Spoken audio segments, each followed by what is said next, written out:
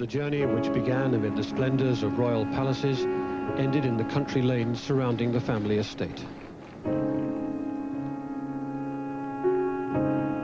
The crowds were quiet and controlled, but they would take away a personal memory of a moment in history. Outside the iron gates of Althorpe Park, they waited for a last glimpse of the coffin of the princess, the last stage in its public journey. Here it would pass to her family, so they could mourn in private.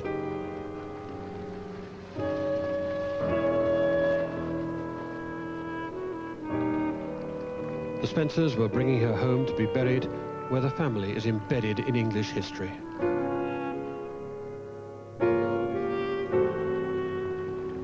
The coffin passed from public view, and they let it go.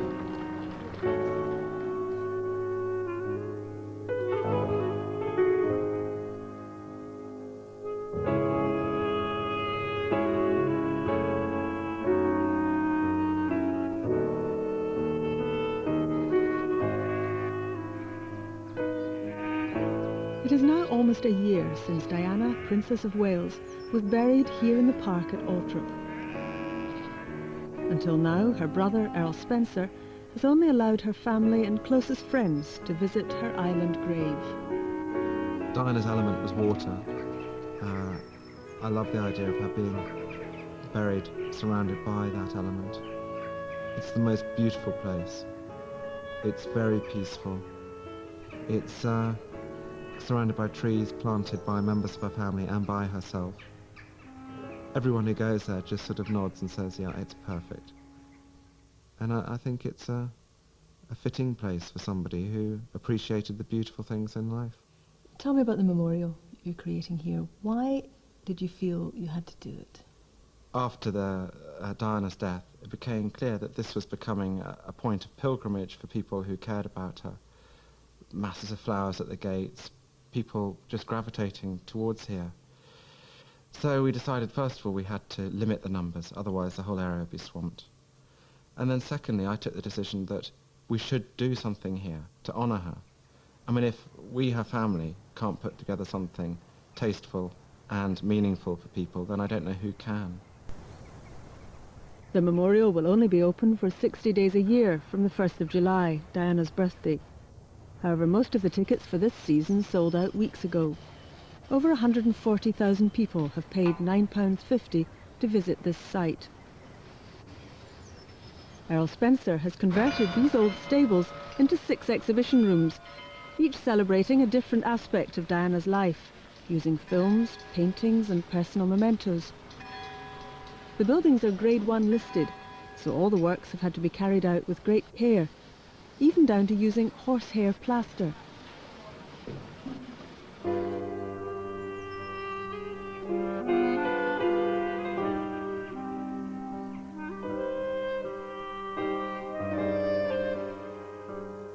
After Diana's death, all of her belongings were removed from Kensington Palace and brought here to Althorpe.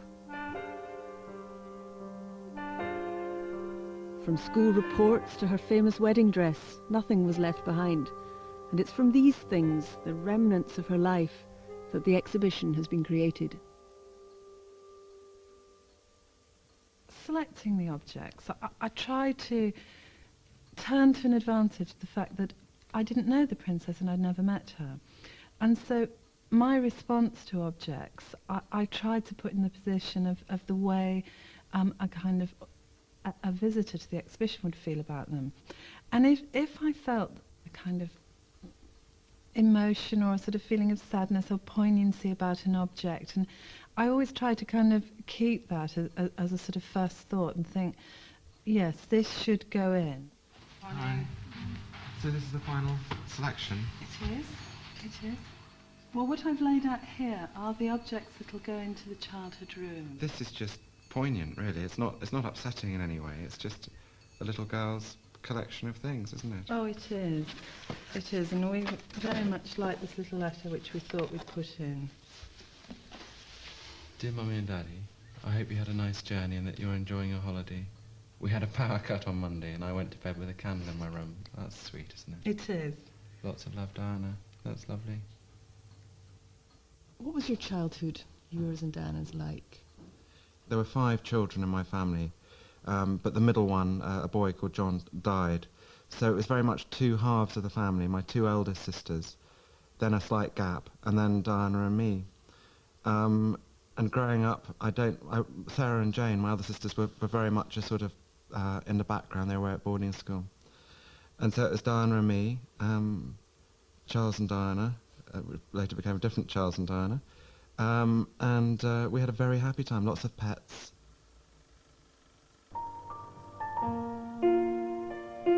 I had my memory refreshed of our childhood quite recently because I found all my father's cine film footage of our childhood. He was a great amateur photographer. So that was very moving. It took me back to those years.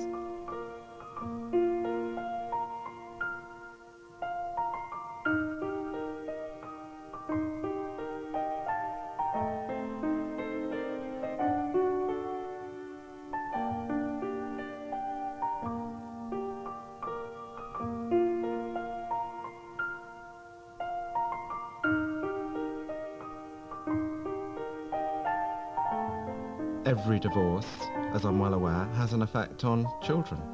I think it certainly did have an effect on us, but day-to-day existence was happy.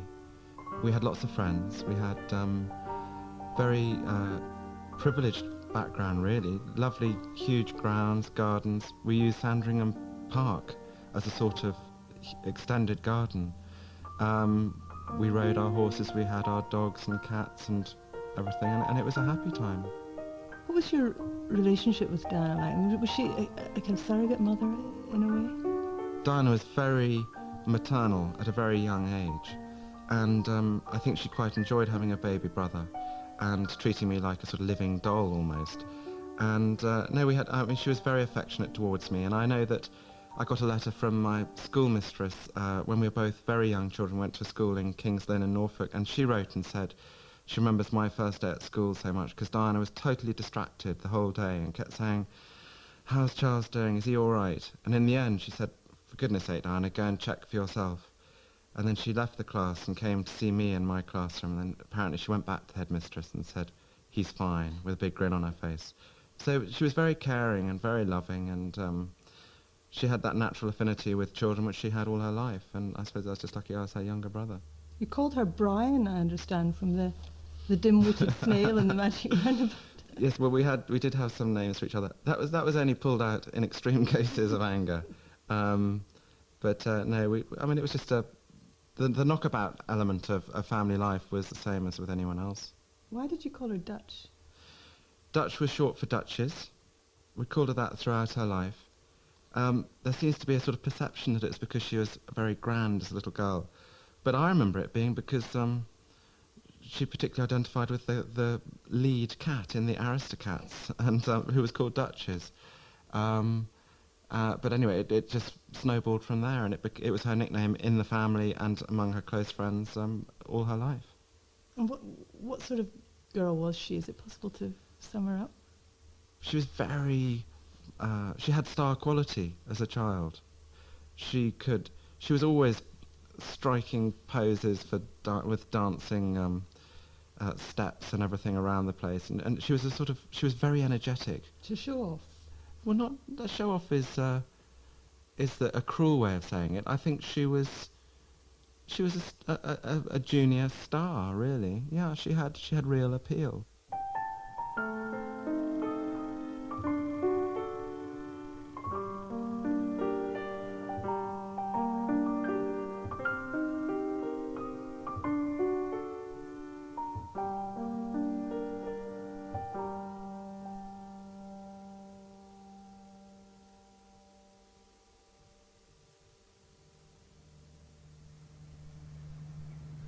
It's a very strong symbol putting somebody on an island. You know, it's an unmarked grave, and we really wanted to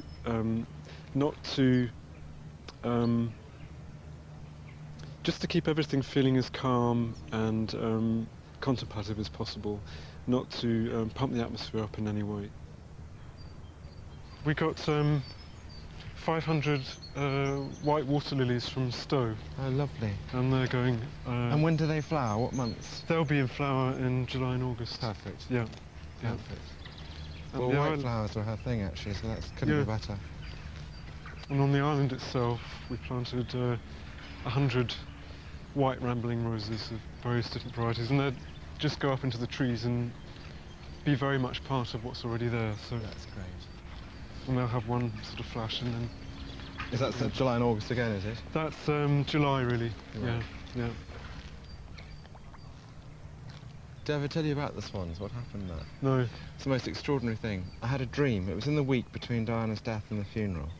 And I had a dream that there should be 4 black swans on this lake. So I got up early the next morning. I went to see Edward, the agent in the estate office. And I said, Edward, can you track down 4 black swans? And he said, oh, you've heard, have you? And I said, heard what? He said, we had a call on the machine last night. From some man who's got 4 swans, black swans. He wants to donate them to the lake here. It's the most bizarre thing. Just a complete coincidence, really.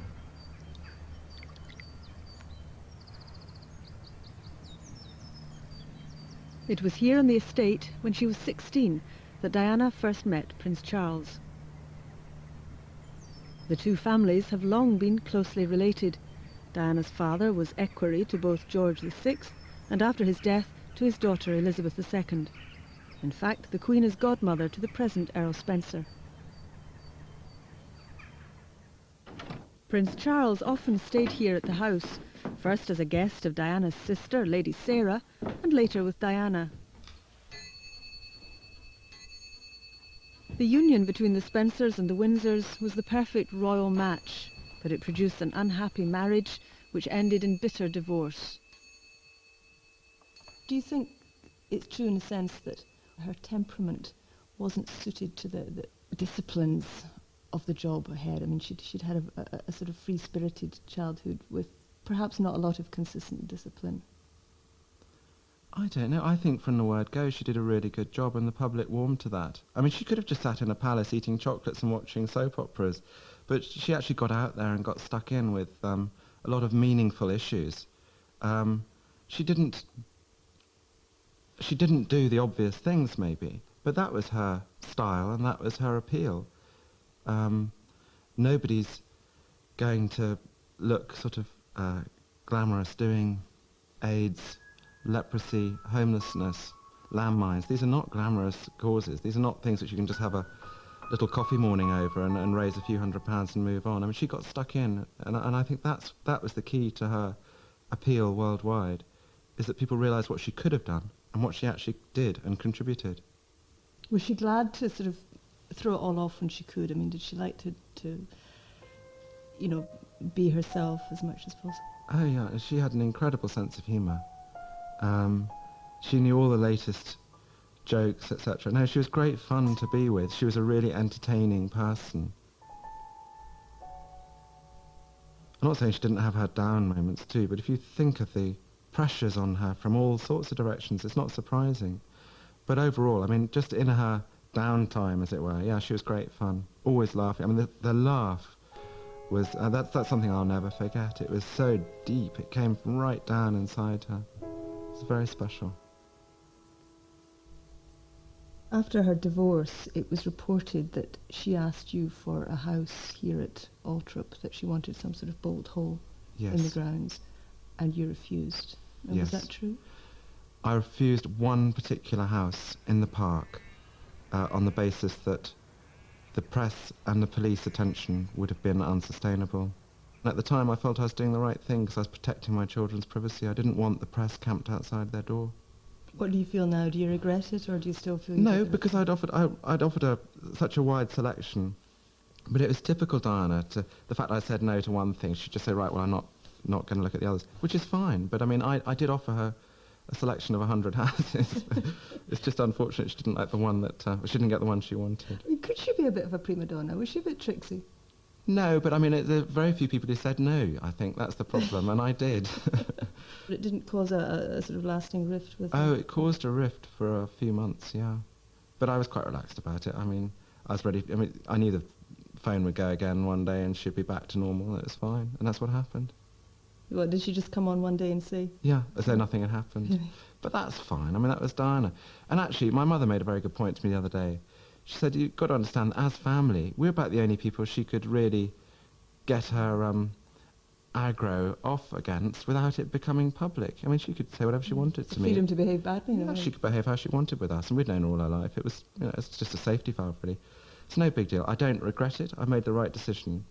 I'd have loved to have accommodated her anywhere on the estate, but not in the park. I just couldn't do it.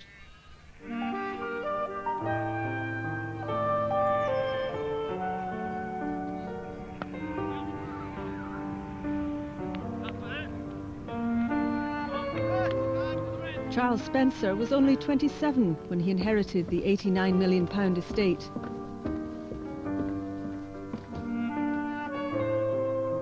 When his father, the 8th Earl, died, he was buried in the family crypt in the local church, and it was there, next to him, that Diana was also to be buried. But due to the scale of public mourning after her death and worries about security at the small country church, her brother was forced to make other plans. Diana had left specific instruction that she should be buried in a coffin, not cremated. Now that meant that we had to keep the ventilation going in the crypt, and that obviously means that there's access to the crypt at some level. So I was very worried about the security implication. I was very worried about the impact on the local village. So I don't know, I woke up one morning and I went to see the two managers of the estate. I said, look, I've decided she's going to be buried in the park, and I think the island's the best place. And they both smiled and they said, well, we've come to the same conclusion. It's the only thing we can do. How did you hear about her accident? I was in Cape Town, and my telephone went in the middle of the night, and I pitched up and it went dead, and then it went again, and it was one of the managers who runs the estate here, who lived in a house I used to live in here, and he said, oh, I've just had one of the Sunday papers on, and they've said that your sister and Dodie Fayed have been in a car crash in Paris, and that it's serious. So I got up out of bed and I went downstairs and turned on the television and flicked between CNN and BBC World, and both of them had independent witnesses at that stage who said they'd seen her walk away and that she'd probably broken her arm and had a gash in her thigh. So I thought, well, that's serious, but I stayed up watching for about an hour, and that seemed to be the consensus, that she was fine. And then the telephone went, and it was my sister Sarah, my eldest sister, and she said, I'm afraid it is serious, we think it's brain damage. So I said, okay. And then I rang up my middle sister Jane, whose husband works at Buckingham Palace, and I thought he might have a better picture of what was going on. And Jane said, hang on, Robert's just on the other line to Paris. And then she stopped talking, and then I heard Robert go, oh no. And I remember just sitting there in shock for several hours, and then my children came through, my 3 little girls, and I said, I got some awful news, I'm afraid Aunt Diana's been killed. And the little middle twin of mine, she looked at me and she said, and she just smiled and she said, but not in real life, Daddy. And then I thought, well, the only way I'm going to show it to them was to show them on television. I turned on the television, and there was the car being pulled out of the tunnel. And even then that meant nothing to them, because you see, they watch things on television which are fiction, and they didn't really get it, you know. And then I flew back that night. And it was, while flying back, I was sitting on the plane, and I was in a bit of a state, and the air stewardess kept sort of bringing me handfuls of Kleenex and things. And then I started to try and deal with practicalities, and I thought, well, you know, we've got to have a funeral now, somebody's got to speak, and somebody's got to read a lesson and all this. And I had my address book, and I went through it looking for somebody to make a speech about Diana. And there was just no one. I just went up page after page, and I thought, well, they can't do it, they can't do it. And I just sat there, and I suddenly had this ghastly realisation that it was going to have to be me. How did you cope in the days leading up to the funeral? I suppose you were very busy. There was a lot to do. I mean, it was still a family funeral, even though it obviously looked far from that.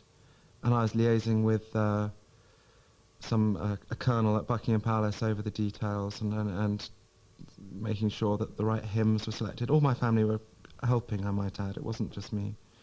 Whose idea was it to walk behind the coffin? That was, I think it was probably the Queen's or Prince Charles's idea.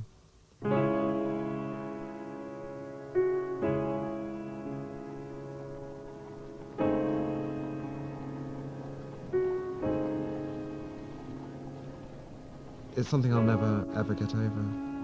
It's totally traumatic, and having my two nephews next to me and not knowing how they were doing, trying to keep an eye on them, see they were okay. Two boys walking behind their mother's body in front of tens of millions of people. I mean, it's not something I would have chosen really, but there we are.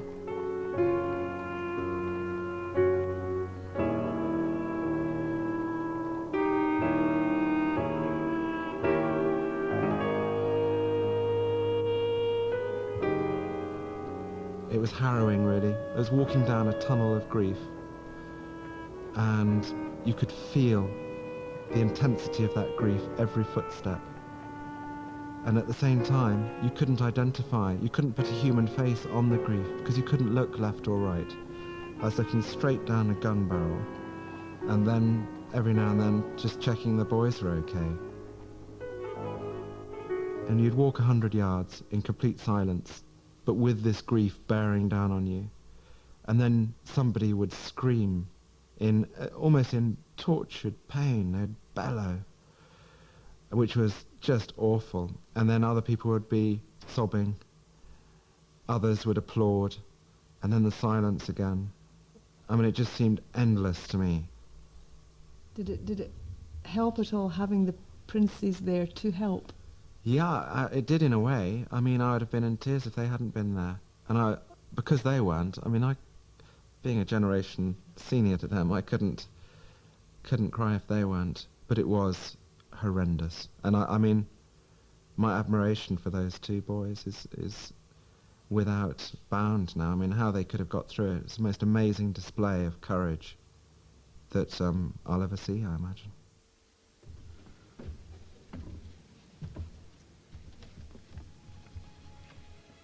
I stand before you today, the representative of a family in grief, in a country in mourning, before a world in shock. I'm always someone who's really guarded their privacy, and that thought of having to speak was a bit daunting. I didn't know what I was going to say at all. And then I woke up on the Wednesday morning between the death and the funeral at about 4:30 in the morning, and I just got up and I wrote it. And I'd finished it about an hour and a half later, and it stood.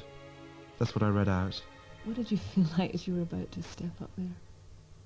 Well, just before I had to go up, I think it was the Prime Minister read a lesson, then Elton John performed. And actually, luckily, I'd heard him rehearse the day before, so I was prepared for how emotional it would be. And then I walked up there and started to speak. And I wasn't so sure, and I was just talking, and I tripped up over a word quite early on. And then it was almost like I totally relaxed then, because it was almost like a voice said, no, you've got something to say it. And that was it. Just did it. And it was not a problem to deliver it. I didn't think about the audience and how many people were there or whatever. I just read it and did it. Towards the end it got very difficult. When I started to talk to William and Harry over their mother's coffin, I mean, phew, that was very, very upsetting. And I only just made it to the end of the speech. I think another paragraph and I would have been completely inaudible. On behalf of your mother and sisters, I pledge that we, your blood family, will do all we can to continue the imaginative and loving way in which you are steering these two exceptional young men, so that their souls are not simply immersed by duty and tradition, but can sing openly as you planned. We fully respect the heritage into which they have both been born, and will always respect and encourage them in their royal role. But we, like you, recognize the need for them to experience as many different aspects of life as possible, to arm them spiritually and emotionally for the years ahead. You talked about, how you pledged that you, her blood family, would do everything you could to help William and Harry's souls to sing, I think you said, rather than being immersed in duty and tradition. Now, I mean, that's a hard blow to take when you're actually sitting there listening to that as Prince Charles was. I mean, the implication that he couldn't help their souls to sing? Really, I was picking up on the magic of Diana. This was a tribute to Diana, it was a eulogy. I wasn't taking any swipes at anyone. But you can't say immersed in duty and tradition without realising that that is loaded. I mean, you're a wordsmith, you understand what words mean, what their implications are. Well, I don't back down from the words at all, but what I'm saying is that Diana brought to their lives something quite different and wonderful. And I was just offering in any way that her family, her surviving family, could help to perpetuate that. I was offering it to them. And yet, by the time you stepped out that abbey, you were being hailed, on the one hand, as a national hero, and on the other as a catalyst that might bring down the monarchy. Right, well, obviously I was unaware of that. I mean, was it a complete shock to you what was made of that speech then? Look, I'm pleased that I said what I said for Diana, and judging by the letters I get from the public, I had 200,000 letters. People were in agreement that it needed to be said. But you must have known that this was dynamite. Some of the things Oh, that no, you were I saying, didn't. you must have known. No, not at all. Well, you must be naive then. No, not naive. I just wrote what I felt to be honestly true. You know, I support the Queen enormously, but individual members of the royal family I don't actually know at all well, so although I respect their position and everything, I genuinely don't know them, so I can't have a strong opinion. The only two members of the royal family who I really know on a level of any significance are my nephews, and I'm certainly not going to sit here and criticise their relatives. The point is that they can be in no doubt that I am sincere in my wish to help them in any way they want. And, you know, they'll be at an age soon where they'll do their own thing and see whoever they want to see. And, you know, if they see me as some sort of interfering uncle they don't want to see, I'm sure they'll make it very clear. How have they been this year? Are they okay? Well, I mean, they're very special boys, as I said in my tribute. And I think they've done remarkably well. But beyond that, I mean, I think it would be betraying confidences to say anything else. But I think this country is extremely lucky to have them as two princes. They're fantastic boys. In fact, William's a man now, really. There is no doubt that she was looking for a new direction in her life at this time. She talked endlessly of getting away from England, mainly because of the treatment that she received at the hands of the newspapers. I don't think she ever understood why her genuinely good intentions were sneered at by the media, why there appeared to be a permanent quest on their behalf to bring her down. It is baffling. My own and only explanation is that genuine goodness is threatening to those at the opposite end of the moral spectrum. It is a point to remember that of all the ironies about Diana, perhaps the greatest was this. A girl given the name of the ancient goddess of hunting was, in the end, the most hunted person of the modern age. Your remarks about the press hounds who turned her into the most hunted person on earth. Are you still bitter about the way you feel they treated her? Well, I don't know if bitter's the right word. I mean, it's just devastating when you're somebody's brother to see them being chewed up by anything, and it was my duty that day to point out this very significant factor in her life which she had found incredibly hard to deal with. When I spoke about her tearful despair, I mean, that is what we were dealing with here, and just complete loss of hope, and I think that the press really did hurt her in her life, yeah, really hurt her, to an extent which you or I would find illogical, because we would have thought she could rise above it, but she did have this insecurity which made her very vulnerable to the press. She learned to play the media game, though, didn't she? She was able to exploit the media for her own ends. I think if you're faced with a sort of juggernaut like the media, you can either be squashed by it, or you can try and harness some of its power. And I think she harnessed it for the good of her causes, yes, and I think that's a good thing. Elsewhere in the speech you talked about your gratitude to God for taking Diana at her most beautiful and radiant, and when she had joy in her private life. Now, were you aware of the nature of her relationship with Dodi Fayed? I think we all know what the early stages of a relationship are like. They're very heady and very exciting. And tragically for both of them, they never got beyond that heady stage. So speculation as to what might have happened or what might not have happened is completely ridiculous in my view. Certainly none of my family are aware of any plans for them to have got married. But did you perceive her to be happier at that stage of her life than she had been for a while? Actually, I'd found her to be very happy in herself in March when she came to stay with me in Cape Town. And she wasn't seeing him then. I think she'd reached a mature stage of her life where she'd got certain things in perspective, knew who she was.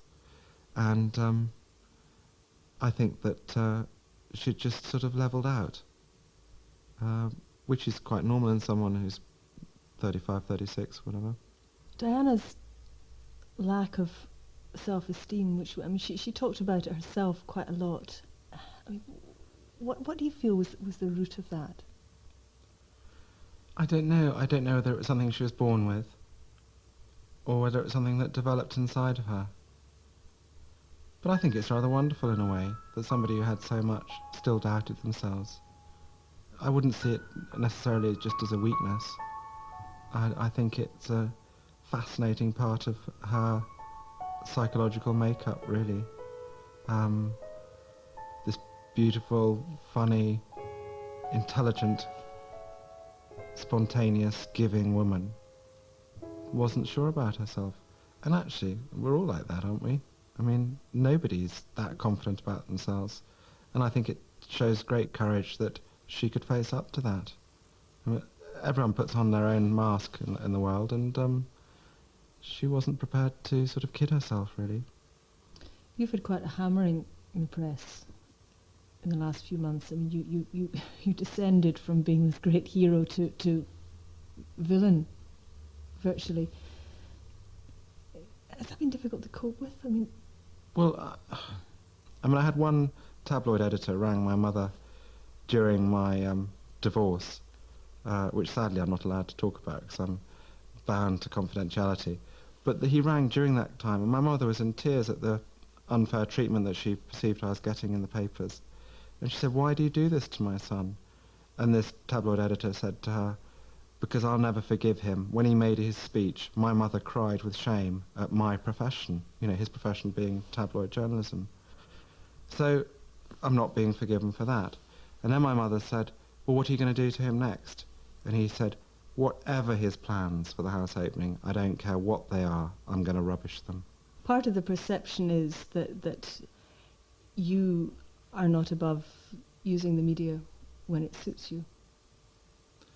And therefore you're a hypocrite because you lay into them at other times. I don't go along with that. I mean, I have done a spread on the house, for instance, yes, which the money went to the maintenance of the house. You're talking to me here today. Oh, yes, I mean, you know, arguably, you you know, you're exploiting it for your own ends. I'm not really exploiting it. I'm taking the opportunity to put my side. I think it would be unreasonable to expect me to just take everything on the chin day after day. And really the point of me talking to you today is to give people an idea of really what is going on here, the ideas behind this exhibition to the memory of my sister. And it's a chance for you to put across some of the points that people might want to ask me, because I don't give interviews.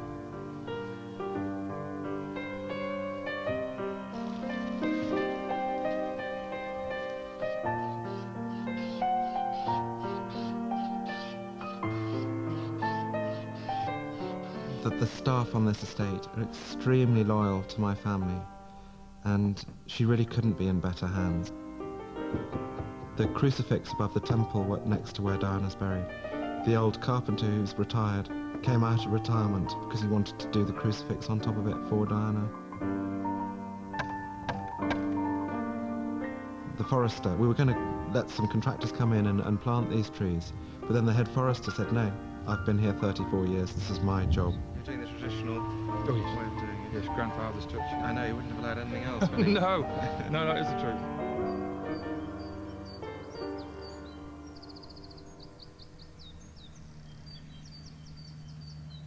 however tastefully you do it, you're going to create a tourist attraction. You're creating a sort of tasteful Graceland. I'm not creating a tourist attraction. The tourists were going to come anyway if we'd done nothing. What I've done is limit the number of tourists who can come. I mean, certainly if I was interested in making money or whatever, I don't think I'd be a very good businessman if I just stuck to 60 days out of 365 as being open. But you're making it hugely more attractive by making such a beautiful exhibition. I mean, it is. It's extraordinarily moving. But it doesn't matter how much more attractive I'm making it, because it's still the same number of people who are coming in. There's 2,500 people a day for 60 days, because we know we can cope with that in a dignified manner. See, people say he's a shrewd businessman. He must have done his sums. He must know that this is going to set Ultrop up for the future. Well, it's not. On the figures I've got, we're going to make quite a big loss this first year. But I don't mind that. We're still going to give a donation to the Memorial Fund. How much? Well, we're going to put a minimum of 10% of the ticket sale will go there this year. Well, there's no profit to cover that. That's coming straight out of my pocket, I assume. We hope that we'll be making a profit for the Memorial Fund in the second year and the third year onwards. But I mean, I'm producing audited accounts at the end of this year to show exactly how much has been spent, where it's gone, and, you know, this is for public consumption. I think people have lost track of this. I mean, can you imagine anybody making a profit out of their brother or sister's death? It's so low, it's inconceivable. I don't know anyone who would. But because the press can present Diana as a public figure, rather than as my sister, they can make it sort of a possible accusation, whereas of course it's completely out of the question. I will never profit from Diana's death. What about the concert? Was that not a bit of a tacky idea, especially so close to her grave? Well, it's not that close to her grave. I mean, this park is the size of Monaco, so the point is that you can have something in the park and it's not actually sort of tripping over something else. I think the idea of a concert's entirely suitable. Diana loved her music. And, I mean, every penny is going to go to the Memorial Fund, and I think it's entirely suitable, actually. Let me ask you about the Diana Memorial Fund. What are your main objections to what's happening there? There's been no huge rift, but I wrote on behalf of my mother and my sister Jane, and the three of us were concerned that the fund should remember that its prime objective is to take in the money that people have given or raised for it, and then to give it out. The problem that we three had was the fund, and therefore Diana's name, being tied up with anything that was overly commercial. And I think that it probably was a mistake to put her name on margarine tubs and scratch cards. I mean, And do you think there should be a date at which it will be terminated? Yes. I don't even want to say when, but... And what then happens to your profits from here, if you've got no fund? Oh, well, I give them to other charities, or even the same charities, but not via the fund. There were reports at the time that Prince William shared your unease. Was that true? Well, it's a difficult... I really wouldn't want to betray William's confidence, but I think I can say that he wasn't entirely unsupportive. Since Diana's death, there's been a wave of conspiracy theories. Are you in any doubt in your own mind that it was anything but an accident? Yeah, I'm not a believer in the conspiracy theories. And I think they're particularly unfortunate in that it just drags everything over and over again for the boys, more than anyone. I mean, it's desperate for them. I mean, it's not much fun for the rest of my family either. But I know everyone always wants a different angle on this or that, and people are sure this must have happened or that didn't happen. Well, I've seen absolutely no evidence that there's any sort of conspiracy. And I'd have thought that conspiring to kill people in a very solid car, in a tunnel, I mean, no, it just doesn't make sense to me at all. There'd be easier ways to do it if you were going to do it. And I've seen absolutely no evidence that it was anything other than an accident. What about the claims that she uttered some last words before she died? There are no last words. There's absolutely no possibility of there having been last words. The injuries she received were such that it was just impossible for her to have uttered anything. And the French doctors are adamant on that, and my family and I believe them when they say that. It's difficult though when people make these claims. It's very upsetting that people have tried to suggest otherwise, because again it's so, I mean, it's baffling. Why would anyone want to do that, really? I mean, pretend somebody said something when they're supposedly dying. I mean, it's monstrous, really, isn't it? But tell me, there's nearly a year after her death, she continues to exert this amazing hold on the public imagination. But there are already beginnings to be signs of a backlash, people saying they're fed up seeing her picture still in the newspapers, academics coming out and saying she's a symbol of a self-indulgent and muddled Britain.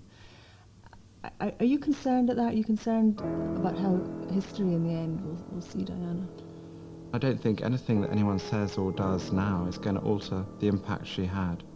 And the overwhelming impact was a positive one. When she died, she would have had no idea how universal the impact of her death would be. It's an extraordinary thing that she probably didn't, she had no concept of how popular she was or what she meant to people. Although every day that she went to one of her engagements, or every time she opened her mailbag, she would have been told about what people really felt about her. And it's interesting, the amount of letters I've had from members of the public who've said, I wish when she was alive I'd told her what I really thought of her, but I never got round to it. And it's very sad, that, you know. Has it changed you? Well, I think I'm much more relaxed now. I used to really mind about things the whole time, and I've got a much more balanced view of life, I think. I find it very difficult talking about Diana sometimes, and I find that the smallest thing will set me off crying or whatever. But overall, it's probably made me a more thoughtful person, I think. And you miss her? Yeah, very much. I mean, that laugh. I was watching one of the videotapes we're showing in the museum with someone, and there's this long shot in slow motion of her laughing and laughing in a boat with the boys at an amusement park.